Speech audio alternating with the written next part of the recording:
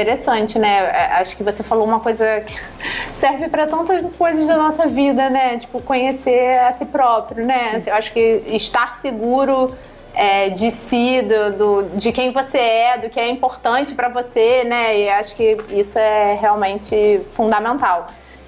A gente tem um quadro aqui no programa que chama Save Point, onde a gente resgata as nossas memórias com os games. Queria ouvir de vocês uma memória que vocês tenham com os games, mas uma memória bacana, né? Pode ter a ver com esse tema, mas pode ser uma memória outra, pra gente também entender que mesmo dentro quando a gente tá falando desses temas de raça, gênero, sexualidade, dentro do universo gamer, a gente pode ter boas histórias também pra contar. Então, que memórias vocês têm aí com games, quando alguém fala uma memória especial? Eu acho que realmente a memória de quando eu começo a jogar e eu jogo com meu pai, eu acho que é uma das memórias que eu tenho mais fortes da minha trajetória de vida, né? Não só como gamer. Meu pai, eu falo que ele é minha pessoa preferida, né? Ele é meu melhor amigo. E ele é meu grande incentivador até hoje quando eu falo sobre games, quando eu falo que eu quero ser streamer, ou quando eu falo assim, poxa, pai, acho que eu vou desistir. E ele fala assim, não, cara, vai lá. Faz, você não fala que tem um pessoal que te acompanha, que se diverte com você. E quando eu falo assim, pai, vamos criar um conteúdo de games, ele não vamos, ele se arruma, ele senta do meu lado, ele fala, não, vamos lá. E eu acho que o games, ele foi uma parte importante e é uma parte importante dessas memórias afetivas que eu tenho com meu pai. E você, Thaís? Vou falar uma memória profissional, né? Eu acho que ver os atletas que eu acompanhava tão empenhados no que eles faziam, mesmo no competitivo, mesmo em um momento que poderia ser um pouco mais estressante por conta da adrenalina ali de uma competição, ver todos eles muito unidos, muito empenhados, juntos ali jogando, se comunicando bem, trabalhando em conjunto como um time. Eu acho que essas não é só uma memória, né, mas são várias memórias desses momentos onde eles se apoiavam e que era um momento em que eu percebi assim, meu trabalho funcionando muito bem e percebendo o quanto que os jogos têm coisas muito positivas, apesar de ter alguns momentos não tão legais, os momentos positivos acabavam se sobressaindo bastante. Então acredito que uma memória positiva para mim, que são várias memórias, várias pequenas lembranças, que fica disso, de ver a união que um time tem em prol de um jogo, sabe? Sobre o que a Thaís estava falando um pouco antes, né? Sobre também a nossa responsabilidade dentro dos games. Às vezes a gente tá tão focado na gente, assim, vou subir do elo, se eu chegar no elo, determinado elo, as coisas vão melhorar, né? Só que a gente esquece também do que a gente consome, sabe? De quem a gente está consumindo. Porque quando eu também mergulhei nesse universo de criar conteúdo e de streamar, o que eu mais via era criador de conteúdo que hateava outras pessoas, né? E às vezes de forma até indireta. Não necessariamente direcionando para alguém, né? Mas falando de forma geral, falando da gameplay da pessoa. E aí quando você via os números, eram números muito altos, né? De pessoas visualizando aquela live. Então hate engaja. Eu cheguei a essa conclusão do que o hate engaja. É muito difícil você ver streamer, criador de conteúdo que tem um posicionamento que vá contra ao discurso do hater. Porque quando você é muito... Gente, vamos cuidar da nossa saúde mental, isso é importante, não vamos tacar hater nas pessoas, vamos tentar ter uma comunicação menos violenta. As pessoas ficam falando que você é alecrim dourado, que você é muito good vibes, que isso não tem nada a ver com os games, que games não é assim, né? Que você tem que cobrar, que você tem que falar, que você tem que discutir. Eu fico assim, será mesmo que é esse o lugar? Será que precisa ser esse lugar, sabe? A Thaís falou um pouco pra gente como que a gente pode lidar um pouco melhor com isso. Como foi a sua experiência, assim, quando você sentiu essas situações de violência? O que você fez pra lidar com isso e pra minimizar esses impactos na sua vida? Eu sempre brinquei que a minha terapia estava em dia. Então, entrar na minha mente ia ser uma coisa muito difícil. Então eu sempre perguntava assim pra pessoa, você tá bem? Seu dia foi... E não era deboche, perguntava sério. Assim, você tá bem? O seu dia foi bom? E já teve situações que a pessoa não esperava esse tipo de pergunta minha no meio de uma partida de Valorant. E aí a pessoa falou assim, não, meu dia foi horrível. E aí quando eu botava o link da live, a pessoa ia dentro ali da Twitch, né, buscava minhas redes sociais e me mandava uma mensagem e me pediu desculpa, né, pela forma como tinha me tratado. Então, eu sou muito da teoria que eu não vou pagar hater com hater. Né? Então, se eu posso fazer alguma coisa para melhorar o cenário que eu tô e esse cenário me causa desconforto, eu vou ter uma postura que é a Amanda, né? Que é a pessoa que eu sou, o ser humano que eu sou fora das lives. Né? Então, eu busco sempre não entrar nesse lugar de discutir e nem de alimentar, né? Mas de ser ou uma pessoa neutra, que às vezes eu vou ignorar o que está sendo dito, ou eu vou tentar entender o que está acontecendo. Tá, você não conhece essa pessoa? Eu não conheço. Mas se eu resolver ser criadora de conteúdo, se eu resolver ser uma streamer, eu tenho uma responsabilidade, sabe? Infelizmente, a violência no mundo gamer ainda é muito presente. No quadro Pet de Insights, a gente vai ouvir alguns dados sobre esse assunto. Então, assim, as mulheres estão no game, né? Mas aonde elas estão, né? O que acontece a gente pode ver que até numericamente elas são maioria, mas quando a gente olha para os esportes, por exemplo, né?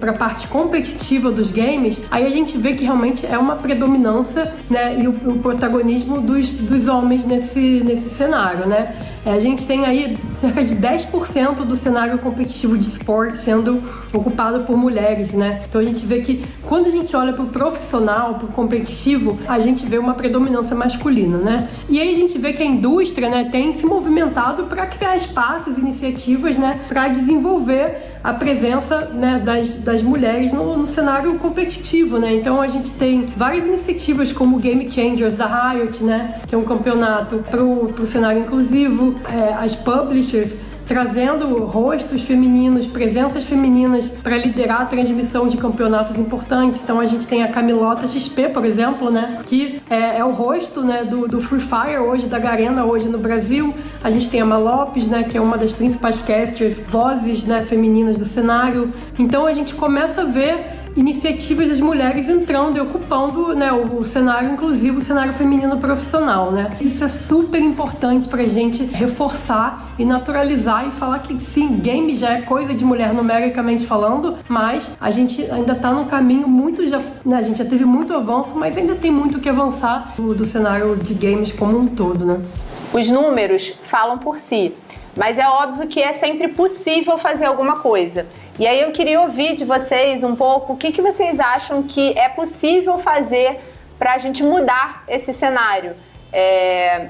Deve haver responsabilização das publishers, enfim, o que é possível fazer para a gente tornar esse ambiente mais saudável e também mais seguro para as pessoas, né? Para a nossa juventude, para a infância, enfim.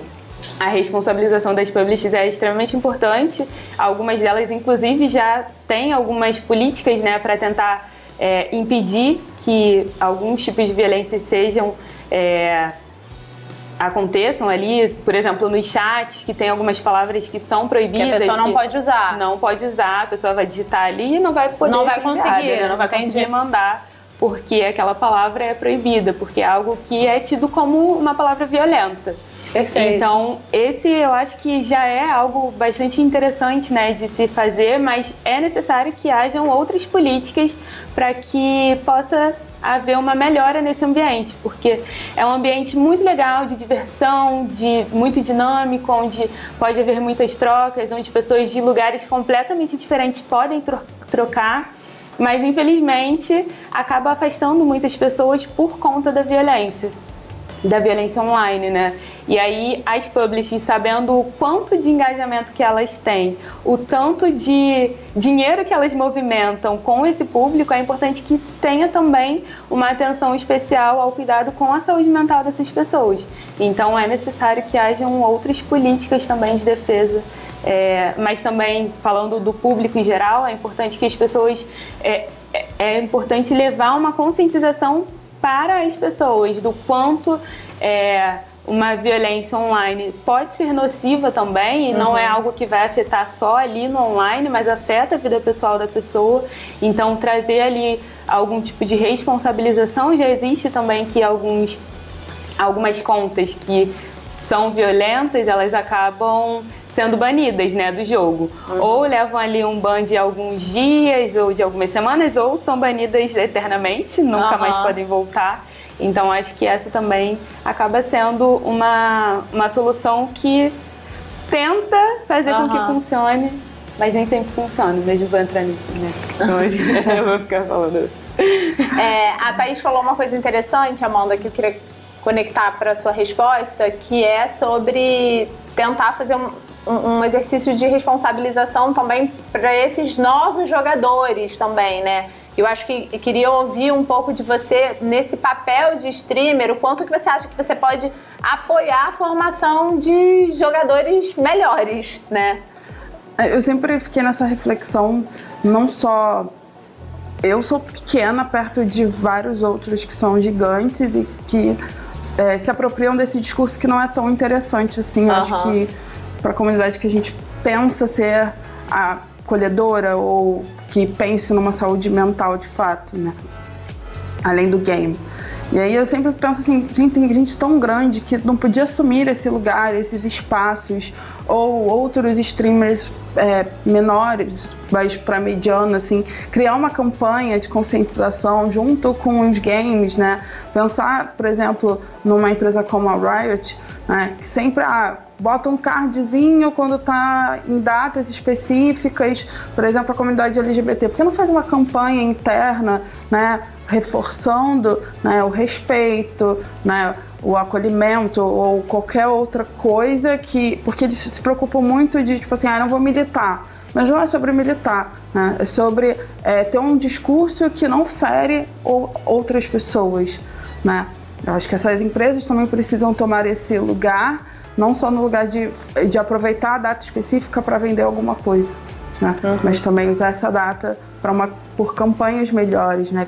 Que acolhem essas pessoas também. Amanda, Thaís, muito obrigada. Eu acho que a gente levou uma reflexão e um debate muito importante para muitas famílias. Eu espero que a gente tenha não só contribuído para trazer informação para quem ainda não conhece essa indústria, que eu acho que é um dos maiores objetivos desse programa, mas também trazer reflexão para quem está na indústria e pode fazer dessa indústria e desse cenário um cenário, como eu falei lá no início, mais seguro e saudável. Muito obrigada. O universo dos games é feito para ser um espaço de conexão e diversão. Mas quando os jogos deixam de ser sobre habilidade e estratégia e passa a ser um espaço de violência, preconceito, ataque, assédio, algo precisa mudar. Hoje, a gente ouviu história de quem sentiu na pele a violência dentro da indústria dos games. E a gente entendeu que isso não é mimimi, que isso tem impactos psicológicos e podem ter impactos profundos no dia a dia dessas pessoas. Então eu queria te deixar um convite. Que tipo de jogador você quer ser? Você pode ser aquele que vai contribuir para a gente ter um ambiente dos games mais leve, mais seguro, mais saudável, ou você quer ser aquela pessoa que vai seguir deixando esse ambiente hostil, né, e de repente trazer impactos bem ruins para o dia a dia das pessoas que te encontram no ambiente digital? Você que assistiu o nosso programa, eu quero que você conte pra gente, você já sofreu alguma situação de violência dentro do ambiente gamer? E o que você fez para lidar com essas situações? Conta pra gente nas redes sociais e até o próximo episódio de Esse Jogo Não Tem Pause.